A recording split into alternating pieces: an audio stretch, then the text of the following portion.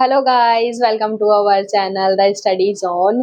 तो आपको पता ही है, मेरी लास्ट क्लास में मैंने 9th क्लास की एक सीरीज को स्टार्ट किया था और उसका पार्ट 1 करवाया था, वो भी चैप्टर नंबर 1 का, the matter in our surrounding.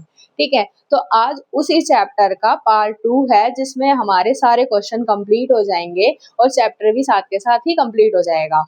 ठीक है, तो और आपने देखा ही होगा कि और कल भी हमने मतलब एक वीडियो पोस्ट करी थी, ठीक है, जिसमें एसएसटी के कुछ क्वेश्चंस हो रहे थे, इंग्लिश के कुछ क्वेश्चंस हो रहे थे। ठीक है, उनकी भी एक सीरीज चल रही है, तो प्लीज उन्हें भी जाकर देखें अच्छे से और प्यार दें उस पे भी। ठीक है, तो बिना देरी करें हम इन क्वेश्चंस को अभी स्टार्ट करते हैं। ठीक है, तो लेट्स स्टार्ट। तो पहला क्वेश्चन है, what is the melting point of the ice, की आइस का मेल्टिंग पॉइंट क्या होता है ना। दूसरा question, the boiling point of the alcohol is 78 degree Celsius. ठीक है, कि बॉइलिंग पॉइंट दिया है किसका, अल्कोहल का, जो कि क्या है 78 डिग्री सेल्सियस है। तो आपको इस सेल्सियस डिग्री को चेंज करना है केल्विन में। मतलब आपने देखा होगा चैप्टर अगर पढ़ा है तो, कि उसमें आपसे कई बार क्वेश्चन पूछा गया है कि केल्विन से सेल्सियस करना है एंड सेल्सियस से केल्विन चेंज करना है। तो आपको यहाँ पर बॉइलिंग पॉइंट दिया है किसका, अल्कोहल का, जो कि 78 डिग्री सेल्सियस है। आपको उसको किस में चेंज करना है, केल्विन में चेंज करना है। ठीक है, नेक्स्ट क्वेश्चन। अब आपको जो टेम्परेचर दिए गए हैं वो सेल्सियस स्केल में सेल्सियस स्केल में चेंज करने हैं, आपको केल्विन में उसको दे रखा है। ठीक है, ये दोनों क्वेश्चन बहुत ज्यादा पूछे जाते हैं कि आपको केल्विन से सेल्सियस चेंज करके दिखाओ, अगर और सेल्सियस से केल्विन में चेंज करके दिखाओ। तो ये क्वेश्चन बहुत ज्यादा इंपॉर्टेंट है। अगर आपको ये चीज नहीं आती है तो मैं इसके ऊपर भी एक वीडियो बना दूंगी, आप उससे आ जाकर 2 सेकंड में इसको सीख लेना, बहुत ईजी है। ठीक है, next question is, why do the gas exert pressure, मतलब जो गैस होती है वो प्रेशर क्यों लगाती है, ये आपको इस क्वेश्चन में बताना है।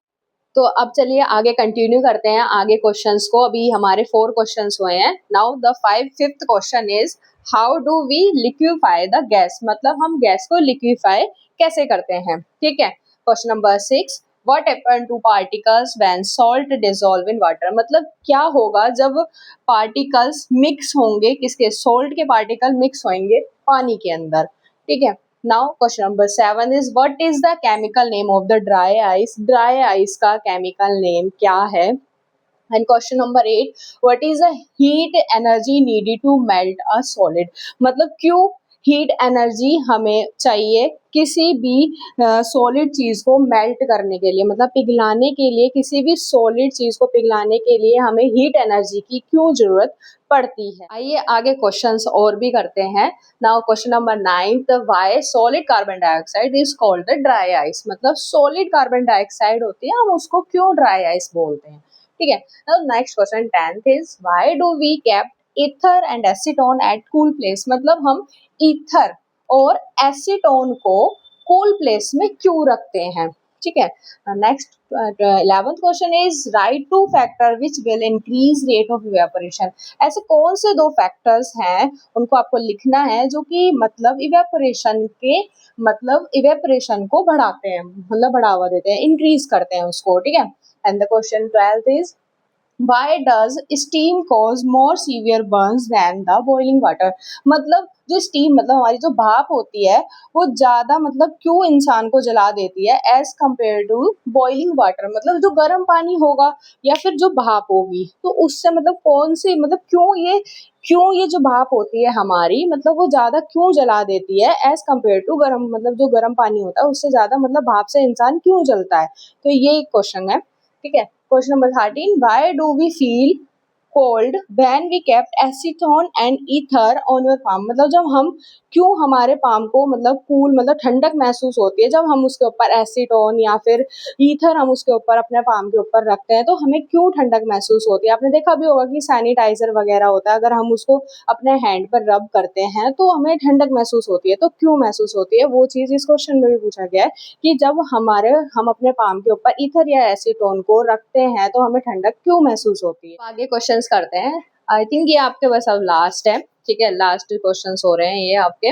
Right the characteristics responsible for, मतलब आपने अगर पढ़ा होगा तो मैंने बताया था कि मैटर की कैरेक्टरिस्टिक्स होती हैं। ठीक है, तो उसमें मतलब ये 2 वो दे रखे हैं, आपको पार्ट दे रखे हैं और आपको बताना है कि कौन सी कैरेक्टरिस्टिक्स इसमें मतलब रेस्पॉन्सिबल है। ठीक है। Smell of perfume spread in the room, कि मतलब जब हम कभी परफ्यूम लगाते हैं तो वो एक रूम से दूसरे रूम में चली जाती है। तो कौन सी ऐसी कैरेक्टरिस्टिक्स है मैटर की जो इसके लिए जिसकी वजह से मतलब ये सब चीजें होती है कि मतलब हम लगाते हैं एक रूम में अपने परफ्यूम को और वो पूरे घर में ज्यादातर मतलब जो बराबर में घर है मतलब रूम है उसमें चला जाता है, मतलब इसमें मतलब खुशबू आने लग जाती है। तो वो कौन सा ऐसा मतलब कैरेक्टरिस्टिक है जिसकी वजह से ये होता है। ठीक है।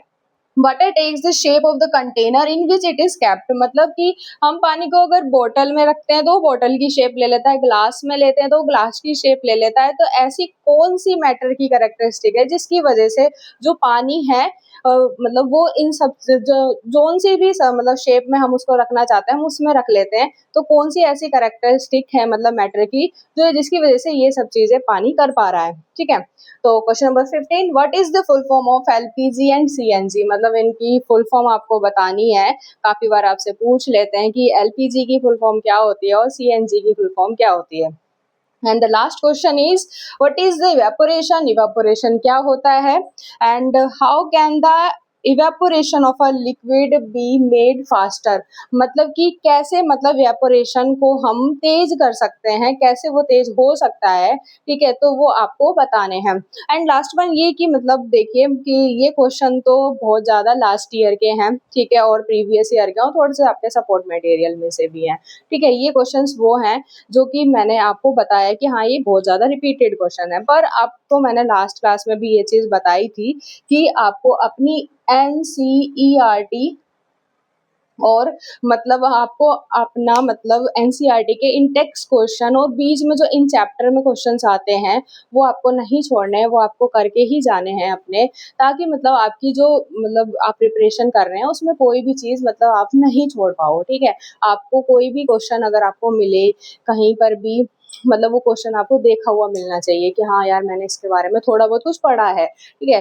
तो यही था आज का मतलब ये चैप्टर क्लास 9 का chapter number 1 matter in our surrounding. इसके सारे क्वेश्चन कंप्लीट होते हैं। आई होप आपको समझ में भी आया होगा कि कैसे क्वेश्चन और कहाँ से क्वेश्चन और कैसे कैसे क्वेश्चन आते हैं। ठीक है। तो thank you so much for watching my video and जय हिंद, जय भारत, राधे राधे।